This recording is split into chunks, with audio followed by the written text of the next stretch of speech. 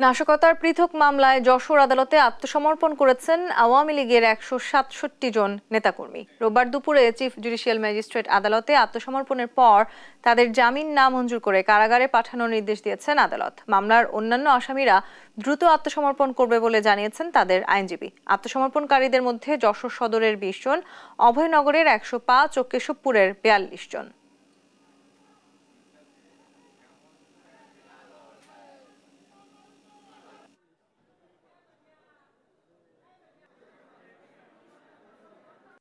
তো দীর্ঘ 5 বছর 6 বছর পরে এসে একটি মামলার ঘটনা উল্লেখে মামলা হয়েছে, যে মামলাগুলোই দেখা যায় যে মিথ্যা ভিত্তিহীন।